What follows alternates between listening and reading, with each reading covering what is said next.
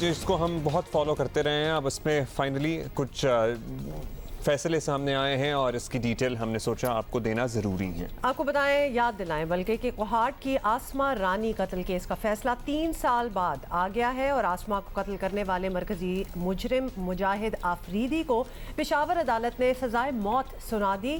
MBBS 3rd year کی طالبہ آسما رانی کو 2018 میں رشتے سے انکار پر گولیاں مار کر قتل کر دیا گیا تھا۔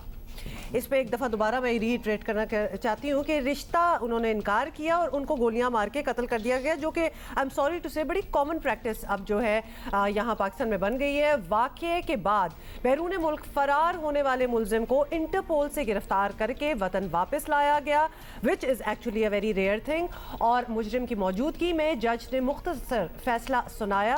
مجرم پر 3 لاکھ روپے جرمانہ اور 20 لاکھ روپے ہرجانہ عائد کیا گیا۔ 3 سال سے انصاف ملنے کی امید لگائے آسما کے اہل خانہ نے فیصلے پر اطمینان کا اظہار کیا ہے۔ اسی پر بات کرتے ہیں، آسما کی بہن صفیہ رانی صاحبہ ہمارے ساتھ موجود ہیں۔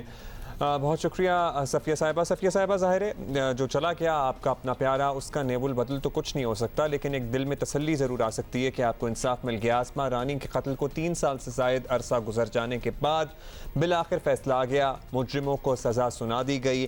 آپ عدالتی فیصلے سے مطمئن ہیں؟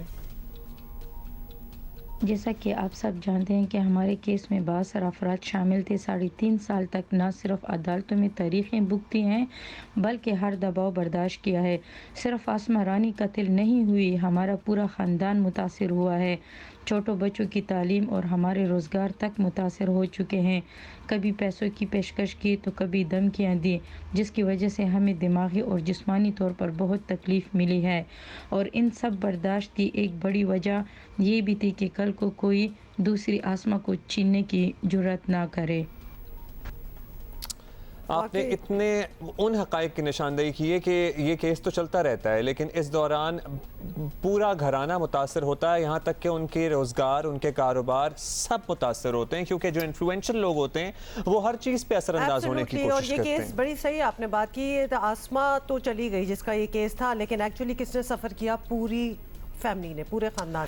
اس کیس میں بڑے بااثر افراد کا نام آیا تھا اور بار بار بتایا گیا کہ آسما کے خاندان پر، یعنی آپ کے خاندان پر پیچھے ہٹنے کے لیے بڑا دباؤ تھا۔ تو اس دباؤ کا سامنا کیسے کیا آپ لوگوں نے؟ کچھ اس بارے میں بتائیں۔ عدالت نے جو فیصلہ سنایا ہے، ہم مطمئن ہیں اس فیصلے سے، لیکن اصل خوشی اور اطمینان تب ملے گا جب فیصلے پر عمل درآمد ہوگا اور مجرم کو اس کی منطقی انجام تک پہنچایا جائے گا۔ بہن کے قتل میں ملوث ایک ملزم کو مجرم قرار دیے جانے پر کچھ اطمینان تو ملا ہے، مگر جنگ ابھی بھی جاری ہے۔ 2 ملزمان کو بری کرنے والے فیصلے کے خلاف اعلیٰ عدالت میں اپیل کروں گی۔ کیس کو منطقی انجام تک پہنچائے بغیر میں اور میری فیملی چین سے نہیں بیٹھیں گے۔ اچھا، اب آپ نے کہا ہے کہ جو 2 ملزمان جن کو بری کیا گیا ہے اب ان کو بھی سزا ملے، اس کے لیے آپ اعلیٰ عدالت میں اپیل بھی کریں گی، اور اس سے پہلے وہ ہمیں ایکسپلین کر رہی تھیں کہ کس طرح ان کو پیسوں کی آفر کی گئی اور پھر پورا بااثر افراد تھے، مختلف انفلوئنس استعمال کر کے ان کا کاروبار تک متاثر ہوا، بچوں کی پڑھائی تک متاثر ہوئی۔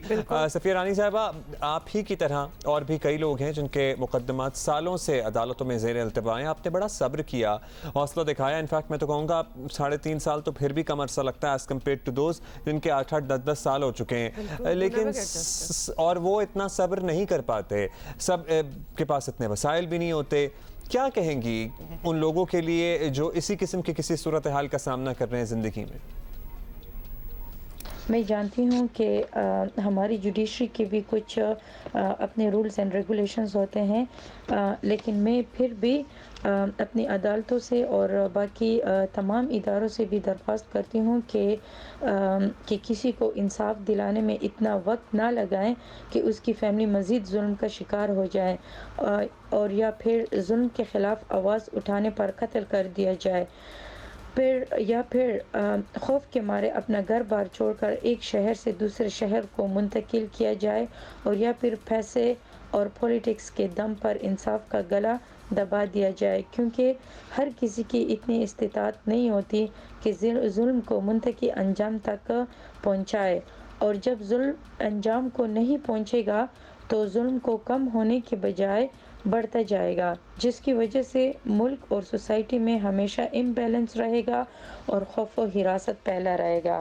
یو ویری رائٹ صفیہ رانی صفیہ صاحبہ، رانی، شکریہ۔ بہت آپ نے کہا کہ ہر کسی کے نہ اتنے وسائل ہوتے ہیں، نہ اتنا صبر ہوتا ہے ان میں، نہ اتنا وہ پریشر لے سکتے ہیں جتنا آپ لوگوں نے لیا۔ Hats of two you. اور میں آنیسٹلی ایک بات بتاؤں، بالکل جس طرح صفیہ رانی آپ کی آواز سے بھی پتہ چل رہا تھا، آپ ریلیوڈ بھی ہیں، لیکن یہ قسمت کی بات ہے کیونکہ ایسے اوپن اینڈ شٹ کیسز ہوتے ہیں جن کے کوئی فیصلے نہیں آتے، ہم نے یہ بھی دیکھا ہے ادھر، اور جن کے فیصلے آ جائیں اور اس کے بعد ان پہ عمل درآمد ہو، ان پہ امپلیمنٹ ہو، یہ تو بہت ہی بڑی بات ہوتی ہے۔ تو اس کے لیے ابھی بھی انتظار ہے، اور ساتھ ہی ساتھ ہم وہ تصویر بھی دکھا رہے تھے اس شخص کی جو پہلے مار کے بھاگ گیا، اور بات کیا تھی، کیونکہ اس لڑکی نے اس سے شادی کرنے پہ انکار کر دیا تھا، جو کہ بالکل صحیح ہی کیا ہوگا، کیونکہ حرکت دیکھیں اس کی، اس نے اس کے بعد کیا کیا۔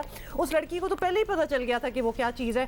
اس شکل کو دیکھ دیکھ کے جو اس وقت میرے دل سے بد دعائیں نکل رہی ہیں، یقیناً پورے ملک کو مل کے ایسے لوگوں پہ نا بھیجنی چاہیے ایک عدد یہ بس، اور اس میں سیکھنے کے لیے بھی بہت کچھ ہے۔ وہ نوجوان جو جذباتی ہیں، اور یہ کوئی ایک کیس تو نہیں ہے، ہم نے یہ جذباتی ہے، اس سے پہلے یہ بھی دماغ خراب ہے، اس سے پہلے بھی کیسز سنے، پرابلی خدا نخواستہ اس کے بعد بھی سنیں گے۔ I think we need to all sit and think about it کہ کیا ہے، کی بات نہیں ہے، یو بیٹر کیا ہے، کنٹرول۔ یس یو بیٹر یہ کنٹرول۔ دنیا ہے، یہ اس میں یہ نہیں کہ جی جذباتی اور جذبات سے باہر ہو گئے، ان کو تو بہت سی چیزیں پڑھنی چاہیے۔ یہ تربیت کا حصہ ہونی چاہیے چیز۔ آپ بچپن سے جب کنسینٹ کا مطلب سمجھائیں گے نا، ہم دوبارہ سے اس پہ آ گئے کہ جب بچپن سے آپ کنسینٹ کا مطلب سمجھائیں گے کہ جناب بیٹا، اگر آپ کو کوئی زندگی میں لڑکی پسند ہے جس سے آپ شادی کرنا چاہتے ہیں، تو ضروری نہیں ہے کہ اس لڑکی کو بھی آپ پسند آئیں۔ یہ وہ شکل ہے جس نے یہ سمجھا کہ اگر میں نے کسی چیز پہ ہاتھ رکھ دی یا میں نے ڈائریکٹ کر دیا تو وہ چیز میری ہی ہونی چاہیے۔ اس چیز کو اب آپ کو ایگزیکٹلی پتہ ہے یہ کہ ایسے تربیت کا حصہ ہونی چاہیے چیز، یہ ماں باپ کو سمجھانا چاہیے لڑکوں کو جب بڑے ہو رہے ہوتے ہیں۔